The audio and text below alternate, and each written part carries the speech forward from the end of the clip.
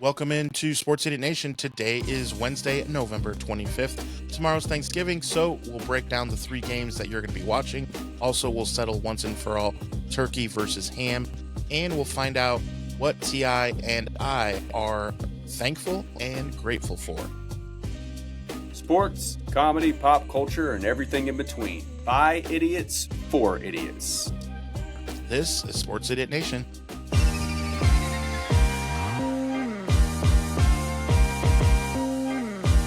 Sports, comedy, pop culture, and everything in between. Welcome back, sinners. This is Season 2 of Sports Idiot Nation. Welcome into Sports Idiot Nation. It is our Wednesday episode, the episode before Thanksgiving, number 155, keeping at home. If you are keeping track at home, Sports Idiot Nation comes to you every Monday, Wednesday, Friday. That's a lot of fingers. I know you've been. I can see through your glasses. You're trying to you were trying to count all right, I don't know what I'm using here to count, spaghetti sticks. What am I counting off of? I don't know, man. So, I can't even count sheep that high. That's good. That means you don't have insomnia then, because you're falling asleep quick. So I just don't go to sleep. I just don't go to sleep. That's actually the trick. Yeah, your bloodshot eyes are always covered. So tomorrow is Thanksgiving. Here is where I want to start with you, T.I, because I didn't know that this was a thing, and I'm going to make sure that it's not. Otherwise, I don't need to breathe air anymore. But turkey versus ham. What are we doing? It's turkey. It's Thanksgiving. Am I wrong for being people are stupid, turkey, man. dude. People are stupid. They're just stupid. There's a reason why they call it a Christmas ham. Ham, yeah. If you want to have ham at Christmas, go right ahead. Yeah. I personally don't care for ham. The only time I eat ham is when I have a club sandwich. I will choose turkey over ham 8 days a week. Yeah, 366 days a year. I am not a fan of ham. I like the bacon, but I just don't need a thick slab of ham. It just does not interest me. What's the point there? Give me turkey all day. So turkey. Here's my question, because I'm going to go into this ham and turkey thing. Large family gathering tomorrow or small for you? My family is very small. My wife's family is fairly small. I'm envious of these people that have these huge family reunions and family gatherings and get-togethers, where it feels like it's a scene out of Home Alone and stuff. I don't know what that is like. Interesting. I just have never. I have family that lives up north. I have family that lives in New Haven. I've only seen my aunt, every couple months when she comes in town to visit my mom. I don't really see my cousins that often, not by design. It's just the way the world works. So, yeah. My family is small, and then my wife's family is a little bigger, but it's still, if my cousins or my nephews bring their wives, then, we might have 10 people there. But it's relatively small. I only have one son, so I only have one kid that I know of, at least that I know of. Could be some others running out there, just wearing the shades, with a dumb looking shirt on, and just haven't met yet. But as far as I know, I only have one kid. So yeah, it's a pretty small gathering, but I like it that way. I think it would be fun to go to a family reunion and meet a bunch of people I've never met and all that, but I just don't have that family. Those people don't exist for me to meet them. I could go on the internet and Craigslist, probably pay some people to pretend to be family, and it's my cousin. Oh, it's my cousin Stevie from Rhode Island, who I've never met, So, Mab, he's a Jags fan, so cancel that. The reason I ask is, first of all, you're officially invited up way north to the good old state of Indiana. Because if you want a big gathering, this is where I'm going with this. I definitely will have well over 10 people. And why I bring up turkey versus ham is it's okay. State law, I think Trump is looking to get this into full, not just over the states, but if you have a gathering over 10 people, you can have ham and turkey. So I am not opposed, but if it's one or the other, this is where I'm going with, no, ham is not on the table. It is off the table, literally and figuratively. I don't understand how people could Now, even, like, Cowboys fans eat ham on Thanksgiving. That's the way I look at it. so do you remember, I don't know if you remember this, because I totally understand that you're not a fan of the San Francisco Giants. However, this did go viral with Hunter Pence, where Hunter Pence on the road at road games, they would, like, he was looked at the most wholesome player in all of Major League Baseball. So the way that he got trolled is people would hold up signs and it said, Hunter Pence pays his taxes on time. Or Hunter Pence says please when he asks for the salt. Or Hunter Pence, like, do you remember this at all, or no? No, I don't remember, Okay. but I do remember. It went I was gonna say I do remember a sign a couple of years ago. It said in Buffalo. It said Patrick Mahomes eats boneless wings with ranch. or eat steak with ketchup. Remember that was a thing when you did the ketchup Yeah. commercials. So in that spirit, it was old, Hunter Pence. I was gonna say that's old Donald Trump himself. He likes to eat his steak with ketchup. There's been photos of him doing it. He loves the McDonald's. Yeah, he's like, "Give me my steak well done and give me some ketchup." I'm like, I don't think that's how it works, my man. But yeah, what? Like New Yorkers got more money, like, got more money than me, so do what you want, my man. Yeah, yeah. Live how you want. Live free, die hard, I guess. So yeah, that thing with Hunter Pence, it was a real, like, now after the show, I want you to Google it. Hunter Pence signs and just like see what comes up, dude. It is hilarious. The creativity of roasting a guy, but not like the most cordial way to like try and make fun of someone. And so in that way, you were saying Cowboys fans eat ham at Thanksgiving. Like, it was in that realm, made me think of it. So let's get into much nicer signs than what you see at the WWE shows, I'm sure. Yeah. So let's get into these games. Let's start first with the game that comes on first, as always, up in Detroit. And we said this last year for sure. Our first Thanksgiving show was last year, and we talked about Detroit, having a team in which, they were always on so early in the day that no one really cared. Everyone just put on a Christmas movie maybe instead. We're finishing their cooking, and like, oh, Detroit's playing. Yeah, but who cares? They're going to get blown out. And now, over the past couple years, it's like, hold on, what time does Detroit play again? Because I forget. I have no clue because I never caught the end of it or the beginning for that matter. So now they play the Packers, and with the Bears leading their division, this game is super, super intriguing. I just think that it's a huge game. Jordan Love, 2,500 yards, 15 touchdowns, 3 picks, and Jared Goff, 23 touchdowns, 5 picks, and 200 more yards thrown. And the running game, Gibbs you talk about a breakout year. I think Gibbs is absolutely. I know CMC we called it too on previous episodes. When we had your brother from another mother, Mr. Alex Marino. We talked about that. We were like, hey, this is the Gibbs breakout season. I mean, it absolutely has to be. It's his team, So yeah, he's pretty impressive to watch. I don't know if you saw that bit that leaked out yesterday, actually, from Rand Carthon. He was being interviewed, and he was like, they asked him about, I guess, the draft. And he said, yeah, I was trying to put a package in play to trade back in the first to get Jamar Gibbs. He was trying to package 2 seconds and get back in there. And then, Dan Campbell traded up because, obviously he got word that, hey, some people were trying to get out there and get him, and he traded up. And of course, everybody was like, why'd you draft a running back that high? But, once again, he proved everybody wrong. It was a great home run pick by him. And, people say running backs don't matter anymore. They're interchangeable. The only teams that say that are teams that don't have a top 5 running back. I was going to say, hello, do you watch Christian McCaffrey at all?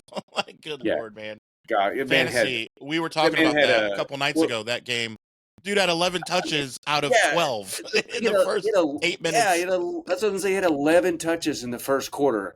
I Like was what? Yeah, I was at the local sports bar. I was talking to the bartender there, and I was like, "Yeah, they're going to feed him all night. I hope they do." And good God, man, I Fantasy. ended up winning my fantasy game by 1.5 points, and he got like 20 something of them. So thank you to the Niners to feeding him the ball. Got me still in playoff contention. So So all hail Run last CMC. last game, Green Bay and Detroit played September 7th, and Green Bay won handedly, 27-13. I think it's going to be exactly the opposite because I think the Packers are on a downtick and the Lions are on an uptick, and I just think they're just going to meet in the middle. And I don't know. I don't know. I don't know. Could go. you have Packers winning.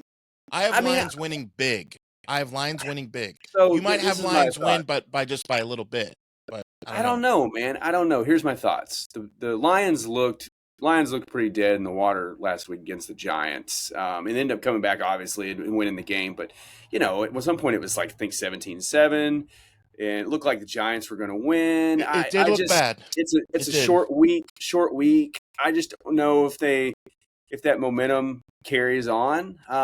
Yeah, I'd say if it was a Sunday game, I would probably feel strongly. I think the Lions game plan would be ready to roll, but these are the kind of games that Packers get up for because historically, they have owned the Lions and owned the Bears. Obviously, those are the Aaron Rodgers, Brett Favre days. But Jordan Love is no slouch. He is no prime Aaron Rodgers or prime Brett Favre, but no, he is still I would probably say he's either top 10 or right on the outside knocking on the door for top 10. He could be about 11, but he's a good quarterback. It just depends. I mean, I would not be surprised to see the Packers win. I mean, obviously, I think the Lions have the better offense. They've got Amon St. Brown, got Jamar Gibbs. They have a great quarterback. Ryan Gosling knows how to sling it. So, it is Thanksgiving. It's in Detroit, right? It's not in Lambeau. Last year, I think last game it was at Lambeau, I think. But And plus, it's Thanksgiving game, so it's always going to be in yeah. Detroit.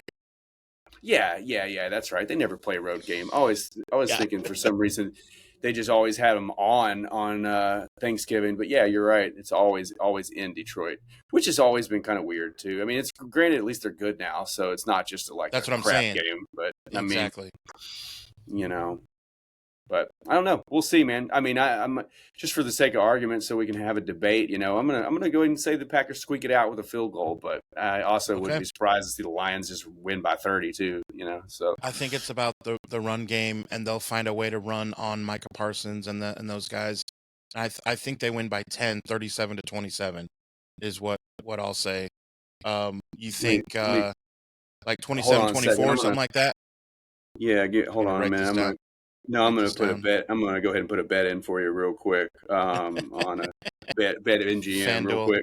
I should have never gave you my password.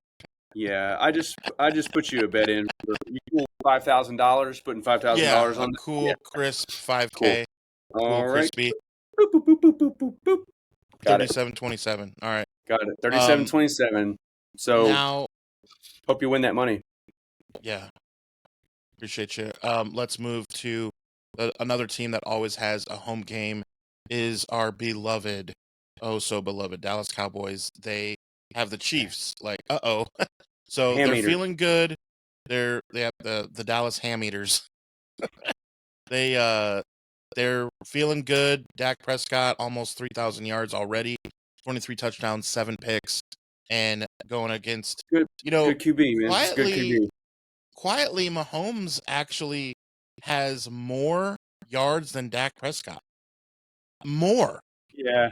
They've been in more desperate situations as well, too, where they're just having to hurl it. And they don't really have a running game, per se. I mean, not that the Cowboys do by any means, but, I mean, they started off pretty good with, what's his face, the old Denver cast-off, Javonte Williams.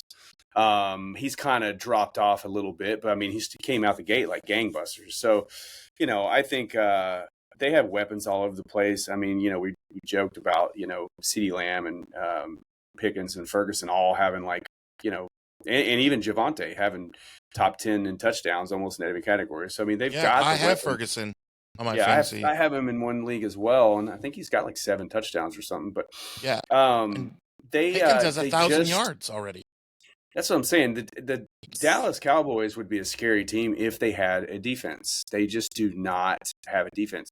And lately, the Chiefs don't really have a defense either. So this could be a pretty high-scoring affair. I mean, both quarterbacks can put numbers up. I am hoping that Rashee Rice does not play because I am in a must-win game and my opponent has him, and he is right now kind of questionable. And game's tomorrow. So I thought you meant because he's a bad person. I thought you meant because he's a bad person, and you wish he was still suspended. Yeah, well, I mean, I wish he was, so I wouldn't have to face him. That'd be good. But he's just he's coming into his own, man. He's a pretty scary receiver. He was putting the business to the Colts. So every time I looked at a highlight, it was him juking, stiff arming. In this one, I'm actually going to say 37-27 as well. However, I have no idea who's going to win. But I think the team that's up by 7 will have a late game field goal to move it to 10, and that will be the game. But I honestly don't know if it's going to be Dallas or Kansas City. You could talk me in to either or. So I can't give a winner. Who do you got? Dallas is due for a letdown because that comeback against the Eagles, they're still riding high, feeling themselves. And I think that was more about the Eagles than it was the Cowboys. I think it's more about the Eagles just still don't know who their identity is. I mean, they've got the inner struggles with A.J. Brown complaining. Now he's mouthing off about Saquon Barkley. I would not be surprised to see them move on from him in the offseason in some kind of trade or something. He seems to be a cancer. Kind of makes me wonder if behind the scenes, what was some of the stuff that happened here in Nashville, for him to even be on the block in the first place. So I predict the Chiefs are in must win. We talked about it Monday. They have to win out. They need help. They need help if they don't win out. So I got to go with the Chiefs, man. I think Patrick Mahomes is realizing that, hey, it's now or never. Unless we want to drift off into the forgotten dynasty, and people count us out. We need to keep winning. So my gut tells me the chef's going to pull it out on Thanksgiving because Cowboys just aren't going to have 2 high-profile wins in back-to-back weeks. That can't happen. Can't beat Philly and the Chiefs in 5 days. Roughly. So before we move to the last game, here's a stat that supports your thought here. So total yards, they're both top 5. We're talking offensive numbers. They are both top 5 in the entire league. And then Kansas City for passing is second in the entire league. Who's the team ahead of them, you ask? Dak. The ham eaters. The ham eaters. So this is why 37-27 all day. But here's the stat that I say leads in your direction is the defense total yards given up. The Chiefs are 5th in the entire league, and the Cowboys are nowhere near that as they are 29th. Mm-hmm. So they both pass the ball all over the yard. However, push come to shove, giving up yards, Kansas City's top 5, Dallas's bottom 5. Well, there you go. On paper, that tells you everything you need to know, and Kansas City's desperate. However, out of all the years in the NFL over the last 10, this is the year where I say, you know what? I don't know. Dallas could still win this. Everything we just said over the last 2 minutes, and Dallas can still win. Because this year, it's been crazy. I think Dallas is it sounds crazy to say, but I think Dallas has a better offense for sure.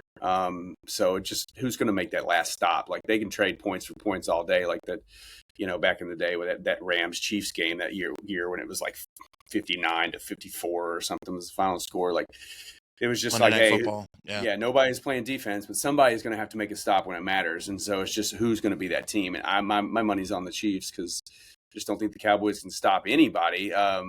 If it wasn't for the Eagles just shooting themselves in the foot and doing dumb stuff, they don't win that game.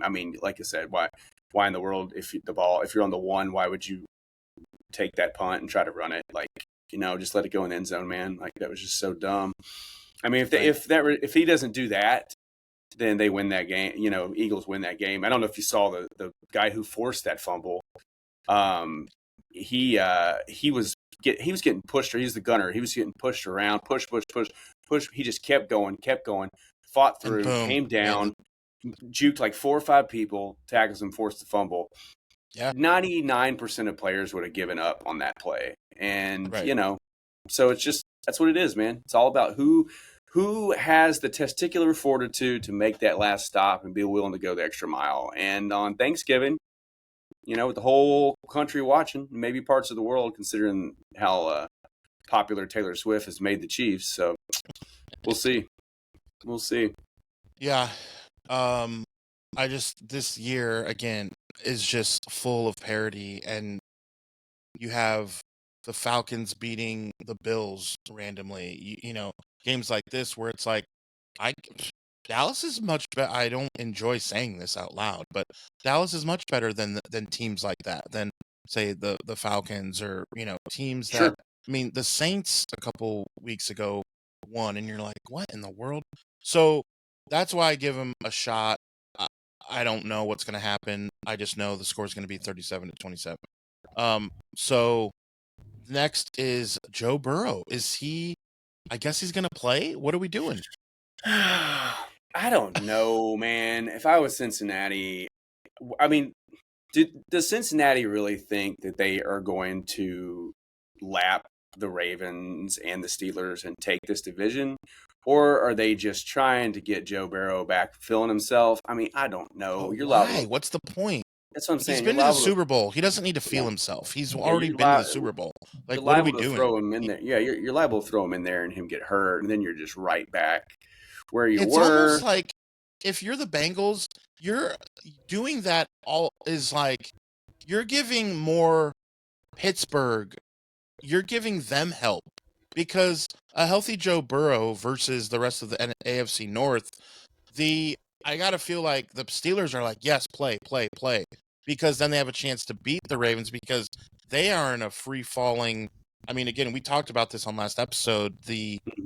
4 weeks ago, the over-under, or the betting odds, I mean, for, you take that bet with the betting odds to win the division, and Baltimore you're like, they're still 3-4 games out.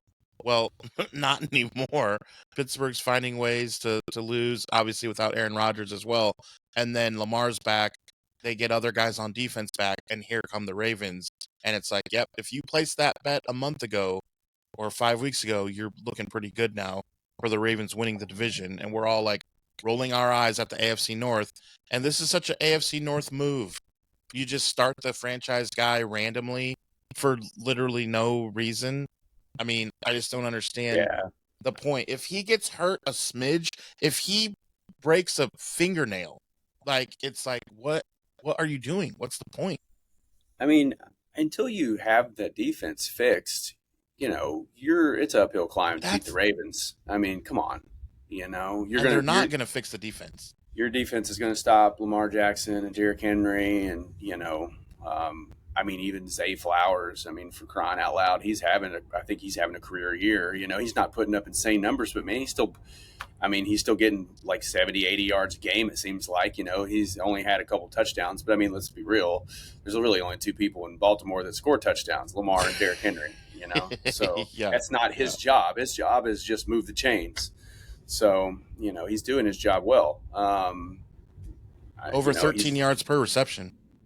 Yeah, that's what I'm saying. I mean, hey, pretty good. What more can you ask for in a receiver, right?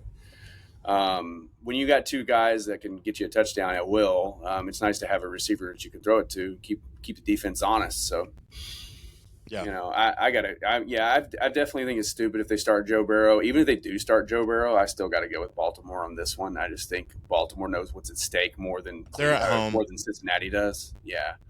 And I think Lamar is going to have a big game, because I am not starting him. I am starting Justin Herbert, because I've just had 2 weeks in a row where, I mean, I've had -2 points and I've had 7 points. So for those of you that can do the math, that's an average of 5 points the past For your 2 games quarterback, from one of the and I which can't a touchdown is take already that more than risk 5 again. points.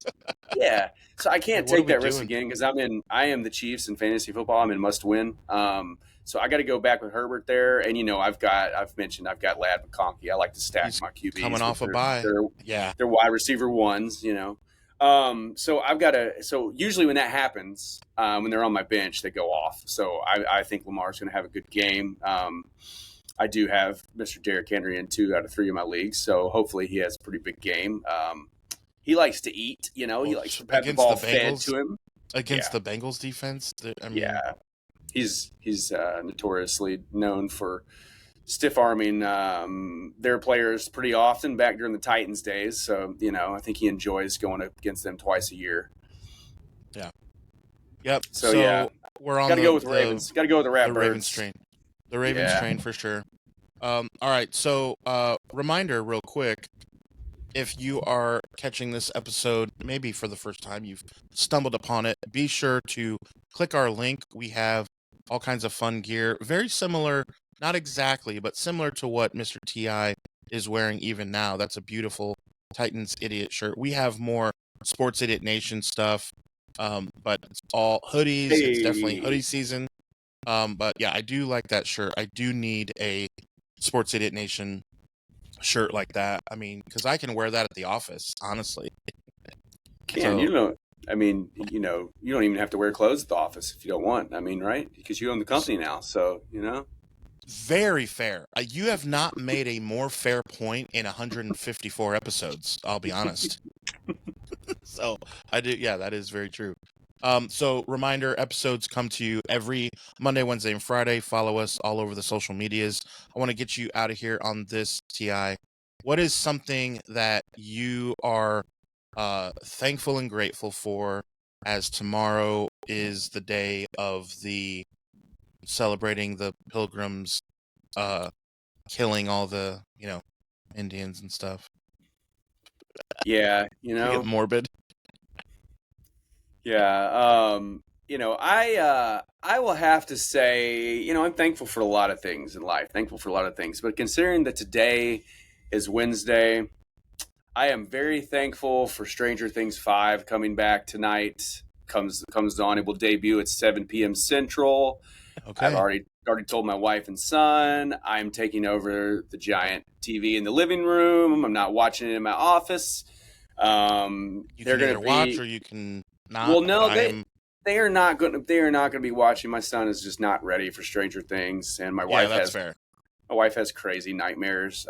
We had back when she was pregnant many years ago. We had to stop watching Game of Thrones because she was just having crazy nightmares. The part where they chopped the horse in half, she was like, I can't do that, So she just can't do scary stuff like that. But in Stranger Things, it really isn't that scary. But to me, it's more nostalgia driven. But a lot of people just don't really, you just take it for granted. But I mean, this show started 10 years ago. There are not many shows outside of South Park that I've devoted to 10 years of my life caring about. And I love it. I know a lot of people was like, oh, well, season 3 was this and blah, blah, blah. But man, season 3 to me was one of my favorites. Season 4 was even better. Season 5 looks great. It's got a lot of Terminator vibes going on. Even Linda Hamilton is in it. So I'm just, I'm all in, man. And my wife and son are going to be over at their grandparents, helping them go ahead and get some of the food ready, cooking. They don't want me cooking. I'm more of a cereal in a bowl, Pop-Tart in the toaster. Nobody wants to have Fruit without Loops. milk. Milk. Nobody wants to have Fruit Loops and Pop-Tarts for Thanksgiving. So I am good on that front. So I am just really stoked for Stranger Things. I mean, the last month I've been binging all of these, folks on YouTube with their theories. I even went and watched. I don't know if you're aware, they have a play now in London and New York, and it's supposedly canon for season 5, and it's all about the origin of Vecna, and so I found out about that. I've been reading all of that, man. So I've just been last month, man. I've been all in on Stranger Things. So I've been like, it's like an advent calendar for me. I'm just like every day. I'm like, oh shit. I made a post yesterday. It was around noon, and I was like, only 31 more hours and 6 minutes until Stranger Things 5.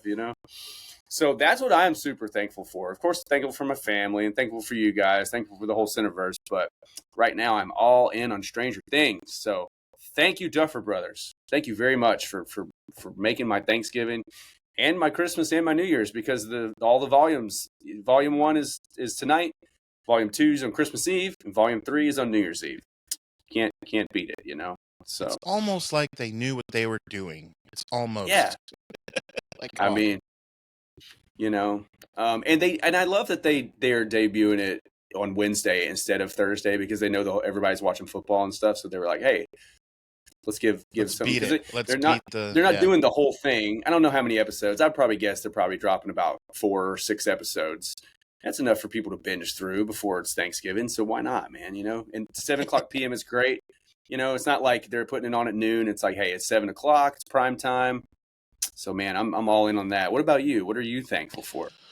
So I always watch football every Thanksgiving, and we have talked about the ham eaters, the Cowboys, and they have come up, you know, in jest very many times in this program, and we've talked about Jerry Jones, the documentary, just everything. And here's what I'm really, really thankful and grateful for. I'm so excited that the Cowboys are not like 2-9 or 3 and whatever, that they're right at the cusp of kind of 500-ish, because what that means is it gives Cowboy fans false hope, and they want to go around and tell everyone on social media, don't let us win, don't let us keep winning, because boys. we are truly them boys. And Boys. I know for a fact either that no matter if they end up as a crying meme, not a Jordan crying face, as literally a fan in the stands that they just show over the game, that will be a meme either in the first round of the playoffs or in their elimination game, in a game in which they lose that eliminates them from playoff contention. Either way, it will happen, and when it happens, the group chat's going to be lit. We're going to be, oh, there it is. Like, Yeah, I am just so excited. The fan shots are my favorite. I always say, like, that's one of my favorite parts about SEC football is when they pan through the crowd, because all teams have them. Don't get me wrong, Michigan, Ohio State, they all have them, but it's a different type of fan. It's like Big Ten fans are different. They're more so go to the game, look pretty normal. SEC fans go in and they always are decked out to the nines, like they got all their garb on, they got crazy hair. So Cowboys fans are the same way, man. They always pan through, and there's a guy, that one's famous, the guy holding his girl, and they're both crying, and then there's the guy that had the football gloves on, and like the fireman helmet, he's got his look on his face like totally shocked. Oh, I mean, Cowboys fans are the perfect memes, so I feel you on that. It's going to happen. I'm not sure when. I'm not sure exactly the game or whatever, but it will be in the next, 60 days. We're counting down. It is happening. So I'm so thankful for, I wouldn't even say, I wouldn't say like unrealistic Cowboy fans. I just call them Cowboy fans. Like every single Cowboy fan I've ever met, whether they're nice, whether they're not, whether they're cordial, whether they're in jail, they're mean,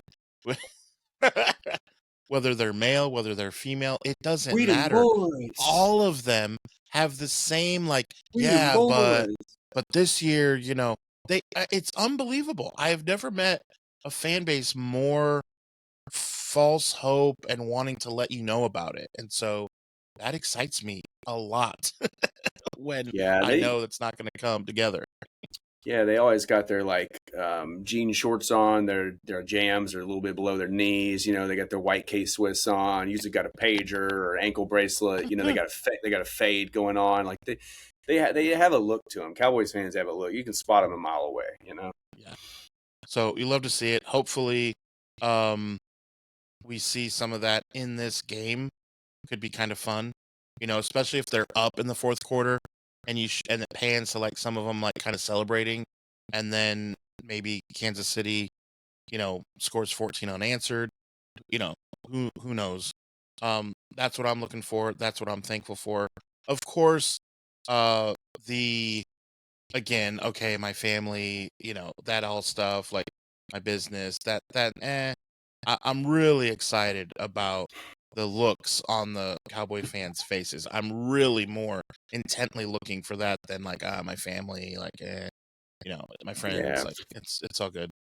Screw the family, man. They're always gonna be there. Yeah, they're 300. The other 364 days, they'll be there. It's fine. It's fine. This is Yeah. fine. So, reminder, new episodes of Sports Idiot Nation come to you every Monday, Wednesday, and Friday, which means we will see you Friday. Thank you for watching this episode of Sports Idiot Nation. Remember, we are on all social media and on YouTube, and the podcast can be found on Spotify and Apple Podcast. Remember, new episodes are every Monday, Wednesday, and Friday. And remember, because you watch Sports Idiot Nation, You would be the smartest idiot in the whole world.